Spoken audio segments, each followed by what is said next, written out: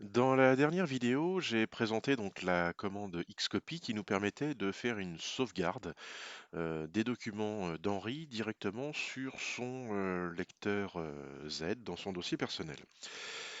L'inconvénient, c'est que je l'ai présenté uniquement sous forme de commande d'invite MS-DOS, donc c'est pas forcément ce qu'un utilisateur sera amené à taper pour faire sa sauvegarde. Donc l'idée serait de mettre ces commandes dans un fichier que l'utilisateur pourra soit utiliser, je dirais, au rythme qui lui convient, soit que ce fichier soit utilisé, je dirais, de manière automatique par les postes de travail. Donc, ce qu'on va faire, c'est qu'on va créer ce qu'on appelle un fichier batch qui va euh, réaliser la sauvegarde pour Henri. Donc je vais aller sur commun et dans commun, je vais faire un clic droit, nouveau, document texte. Et je vais l'appeler backup, par exemple. Le problème, c'est que pour l'instant, c'est un document texte, il n'est pas exécutable. Donc moi, je vais aller dans affichage, extension de nom de fichier, et à la place de txt à la fin, je vais mettre BAT, B-A-T. Il me dit que l'extension change, donc ça risque de plus être utilisable, mais je vais faire oui. Et on voit que l'icône a très légèrement changé d'un système de petites lignes à des petits engrenages. Ici, je vais faire un clic droit pour modifier ce document, donc modifier son contenu. Je me retrouve avec un document vierge dans le bloc-notes. Je vais fermer cette fenêtre-là. Et ce que je vais faire, eh bien tout simplement, je vais copier les lignes. Donc je la sélectionne, je fais Entrée, et après je la mets dans mon bloc-notes. Et je vais faire la même chose. Donc je vais recopier cette ligne-là pour les documents. Documents. Et que je vais mettre dans Documents.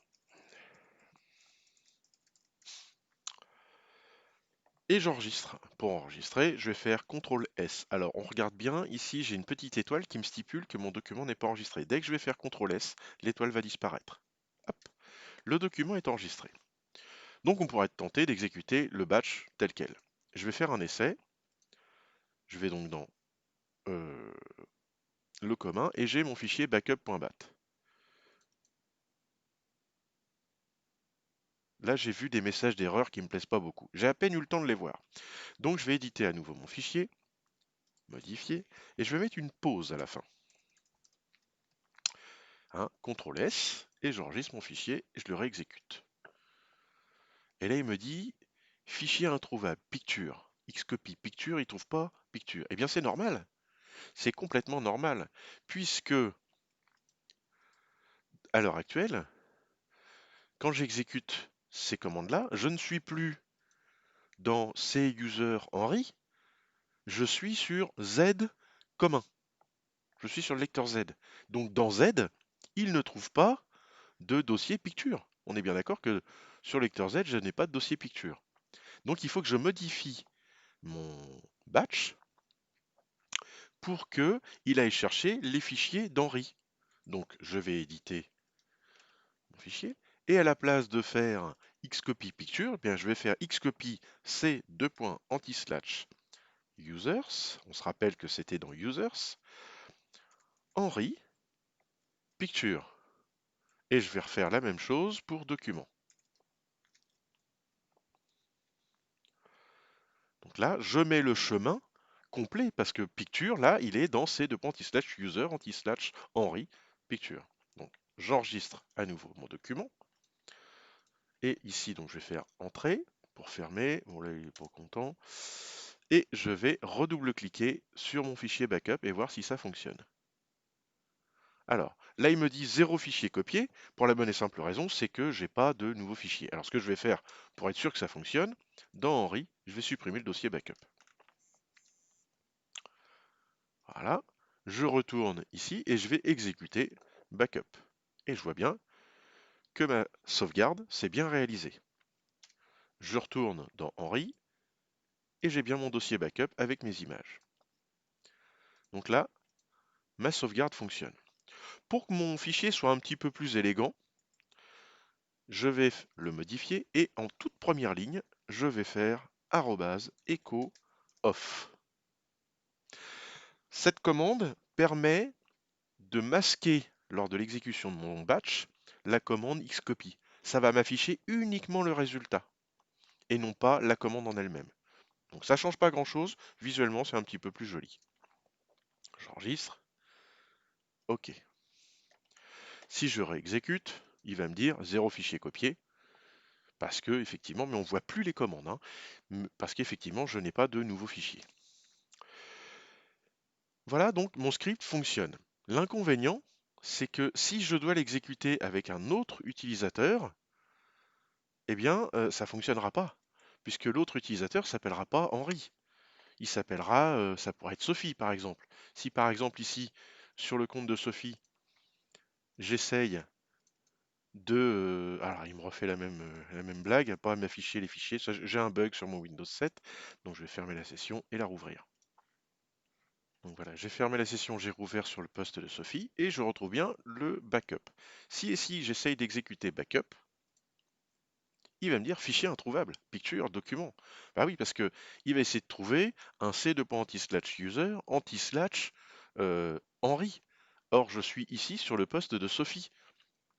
Et du coup, je n'ai pas de dossier user Henri, j'ai que Sophie. Donc du coup, là, mon script, il peut pas fonctionner. Du moins, pas comme ça.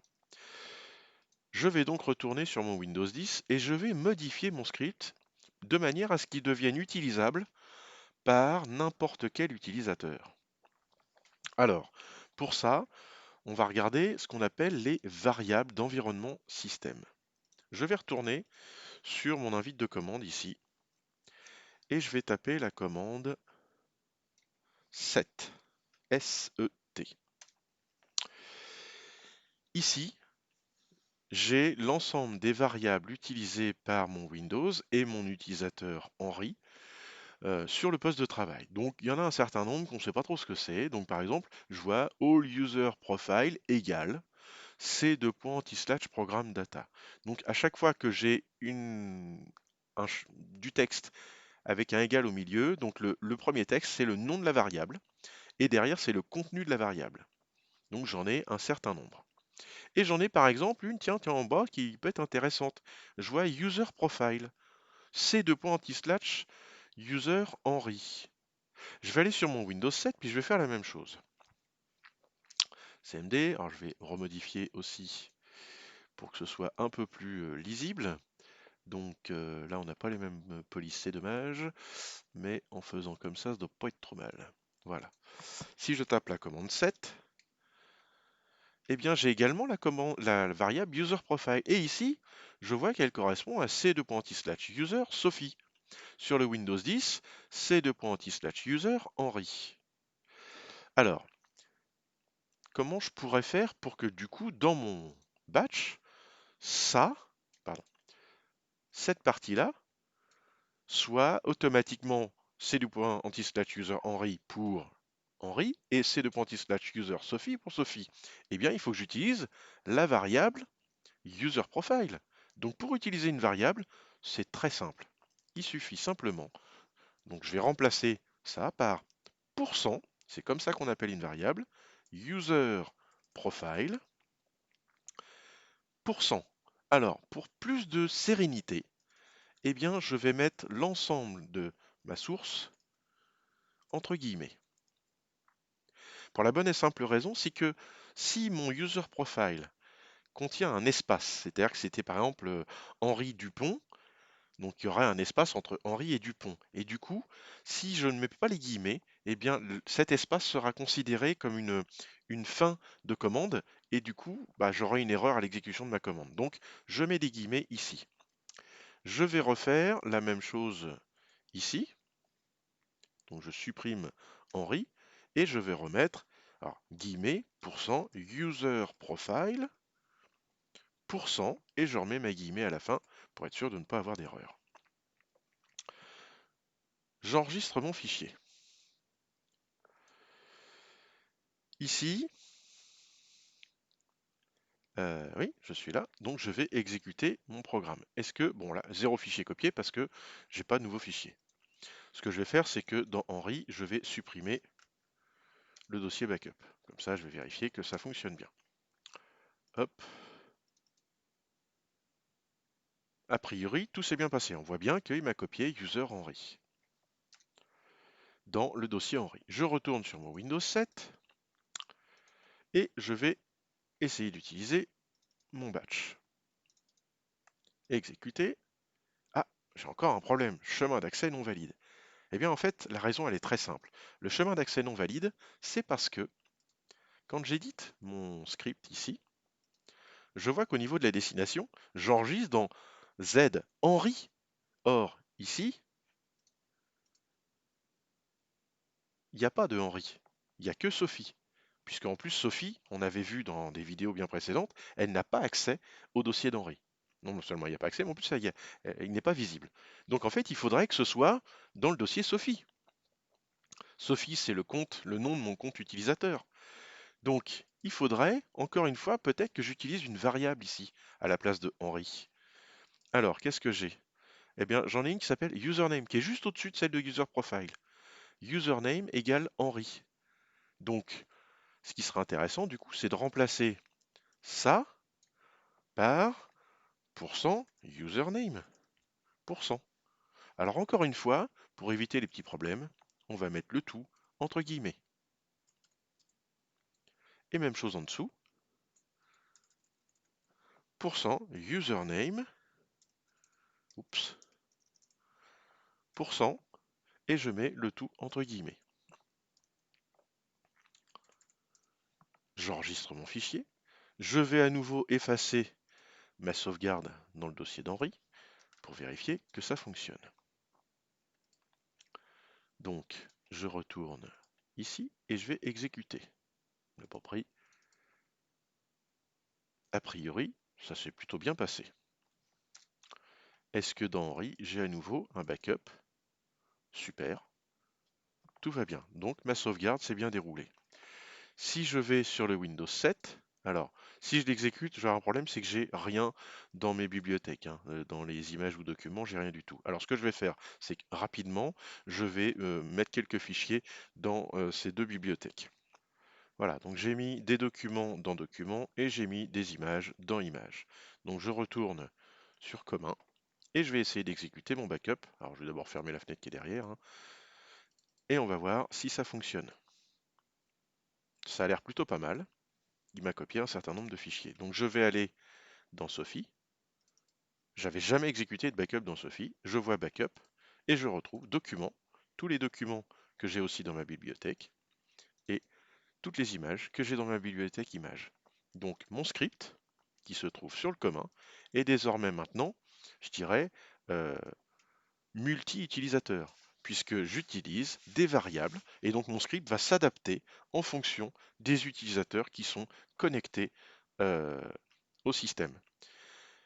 Voilà, c'était une petite présentation de la commande Xcopy dans un fichier batch en utilisant des variables de manière à le rendre opérationnel sur plusieurs utilisateurs.